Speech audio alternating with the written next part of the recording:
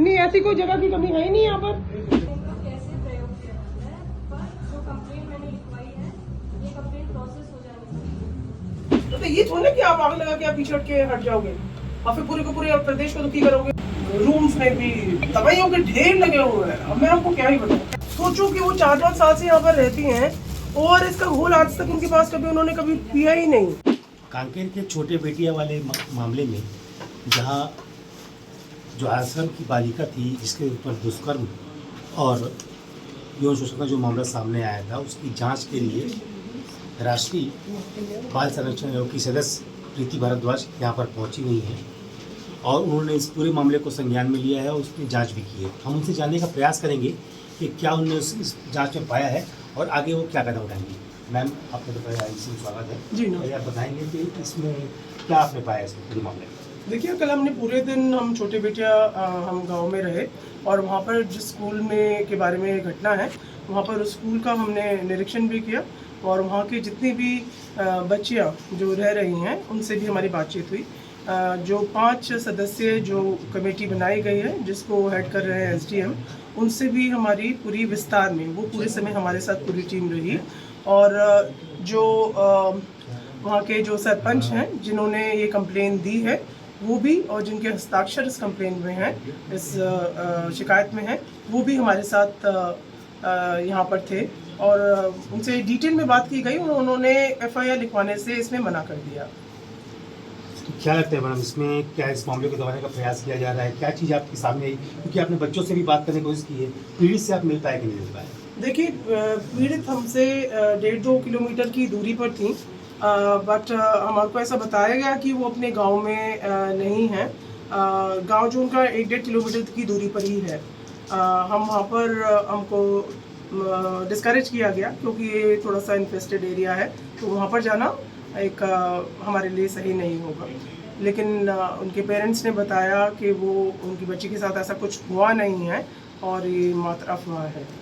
जी। क्या लगता है मैडम, ये कोई आपसी रंजिश के कारण हो रहा है या कोई राजनीतिक षड्यंत्र है या कुछ मामले को दबाने का प्रयास किया जा रहा है? देखिए, ऐसा प्रतीत होता है जिन्होंने कंप्लेन लिखी वो स्कूल में मैथ्स के टीचर हैं, जिनको कंप्लेन दी वो गांव की सरपंच हैं, उन्होंने साइन की और उन्होंने अब मना कर दिया कि उन्होंने जल्दी में साइन किया। तो एक सरपंच एक बहुत ही जिम्मेदार पोस्ट होती है और उसकी यदि वो खुद कह रही हैं कि मैंने जल्दी में बिना पढ़े साइन कर दी, तो ये एक मजाक सी बात लग रही है, बहुत ही एक तुच्छ सी, जो कि एक्सपेक्टेड नहीं है कि एक सरपंच ऐसी इस प्रकार से बात करेंगी।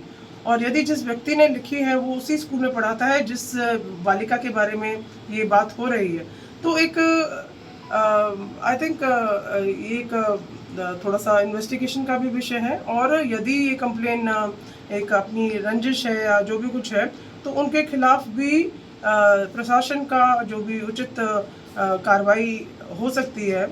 इवन अगर कोई क्रिमिनल भी कार्रवाई सेक्शंस लग सकते हैं, वो भी इनके खिलाफ लगने चाहिए यदि कोई षड्यंत्र है तो, पाया जाता है तो। जी मैडम, कलेक्टर SP को भी इन सब चीज़ों के बारे में आपने जानकारी दी है? क्या उन्होंने आपसे मिलने आए हैं? आप क्या देखिए, SDM साहब जो हैं वो इस यहाँ पर जो कमेटी बनी है उसके चेयरमैन हैं और उनसे बात हुई और वहाँ पर एक ASP थे, जस्ट दैट। और प्रशासन, मेरी कोई DN से और कोई SP से बात नहीं हुई है, ना ही वो मिलने आए हैं या कुछ बताया है उन्होंने। मैम, आपने दवाइयाँ भी कुछ लेके आई वहाँ पर? हाँ जी, यहाँ पे हम सैंपल्स के लिए लेकर आए थे। जो बच्चे हैं उनको जो प्रॉपर उनको ट्रीटमेंट मिलना चाहिए या जो सुविधाएं मिलना चाहिए, क्या लगता है उन आश्रमों में व्यवस्था यहाँ पर है? क्योंकि आपने भी आश्रम की जाँच भी की है। जी, आश्रम की जांच हुई, वहाँ पर अव्यवस्था ही अव्यवस्था है। एक्चुअली बहुत ही दयनीय स्थिति में है।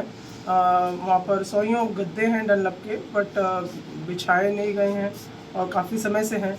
बहुत सारी मेडिकल की भी सुविधाएं है, वहाँ पे कोई क्वालिफाइड नर्स या फिर कोई ऐसे व्यक्ति नहीं है जो उन बच्चों को शेड्यूल H ड्रग्स दे सके। अभी किसी बच्चे को किसी को भी बैक्टीरियल इन्फेक्शन होता है तो वहाँ पर भर के 5-7 तरीके के एंटीबायोटिक्स के ढेर लगे हुए हैं। एक स्ट्रिप में कम से कम 100 मेडिसिन, 100 गोलियाँ होती हैं। यदि आप मार्केट में खरीदने जाएंगे 3 गोली तो वो 80 रुपये की होगी या 100 रुपये की होगी, वो वहाँ पर ऐसे ही रखी हुई है। यदि बच्चे को किसी को खांसी, जुकाम, बुखार या किसी भी प्रकार की बैक्टीरियल अगर इन्फेक्शन होता है और उसको ये दवाई दी जाती है तो बिना प्रिस्क्रिप्शन के कौन देता है? और इतनी दवाइयों की उन बच्चियों के हिसाब से जैसे हमने लगा कि वहाँ पे ज़रूरत है या नहीं है, उसको जानते मानते और समझते हुए अभी इस वक्त आज जब आप हमसे बात कर रहे हैं तो 80 के 80 बच्चियों का उनका मेडिकल कैंप लगा हुआ है, जहाँ पर उनकी पूर्ण रूप से जाँच की जा रही है। मैडम आपके आने के बाद ही जांच की जा रही है, जी तो ये चीज़ें सब पहले होनी चाहिए थी। अब आप जब पहुंचेंगी वापस जी तो आप अपनी रिपोर्ट किसको प्रस्तुत करेंगे और क्या कहेंगे इसमें? जी एक्चुअली आयोग में हमारे जो माननीय अध्यक्ष महोदय हैं उन्होंने सब संज्ञान लिया और उसके चलते मैं यहाँ पर इस जांच टीम में एनसीपीसीआर की तरफ से मैं आई हूँ। तो ये स्वाभाविक सी बात है कि हम लोग अपनी जो रिपोर्ट है आयोग को ही प्रस्तुत, अध्यक्ष महोदय को प्रस्तुत करेंगे और अपने रिकमेंडेशंस के साथ कि क्या किया जाना चाहिए और जो वहाँ पर हमने देखा और उसकी जो है या तो यहाँ के चीफ सेक्रेटरी को और उसको डीएम को कॉपी की जाएगी।